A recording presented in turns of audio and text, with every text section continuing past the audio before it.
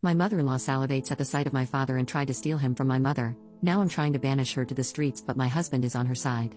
I, 45F, live with my husband, 46M, our 4 kids, 12F, 14M, 15M, and mother-in-law, 65F. My mother-in-law moved in with us back in 2015 after my father-in-law passed away because she was financially struggling. She is not easy to live with, and we struggled immensely at the beginning, but after a few years, we found a way to cohabit.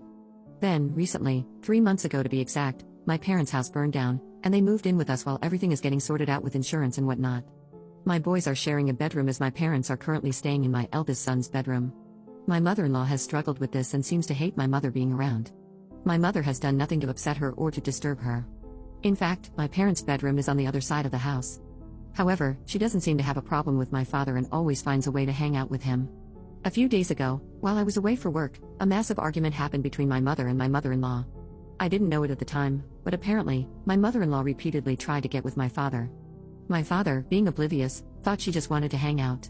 They never went anywhere alone, so all the hanging out was at the house, and since my father never engaged with her in any flirtatious manner, my mother-in-law thought it would be best to be bold and direct. So, she sent my father unsolicited, half-revealing pictures of herself with suggestive captions, asking him to come visit her at night. My father saw the pictures and texts, and within seconds, he yelled for my mother, who was sitting not too far from him. My mother then took over the phone and replied, asking if my mother-in-law was being serious and how they should hide it with my mother being so close. My mother-in-law then suggested they go to a hotel and meet there. That's when my mother stopped texting and confronted my mother-in-law, who then literally screamed and locked herself in the room while my mother ranted and raved at her. Then, my mother-in-law called the police, saying my mother was making her feel unsafe. So the police confirmed, since my mother-in-law lived there technically, that my parents had to leave. To keep the peace and not further escalate tensions, my parents left. My mother-in-law has zero health issues, she is in control of all her faculties. She just hoped my father had no loyalty, respect, or love for his wife and his daughter, but unfortunately for her, my father is a principled and fiercely loyal man. This all happened while my husband was at work and the kids were at school. My parents went to stay at a hotel, and they explained what happened to me over the phone. When I returned, I gave my mother-in-law 2 weeks to move out. At that, my husband thinks I'm escalating things and that I should forgive his mother's actions because she was lonely and confused. I'm so confused, shouldn't my husband be on my side here? Update 1. I thought I'd give you all an update on the events that happened last month since several people have asked for one. My mother-in-law is currently staying in an Airbnb, and since she is in no position to buy her own place, my husband and I have decided we are buying a 2 to 3 bedroom place near us that she can live in.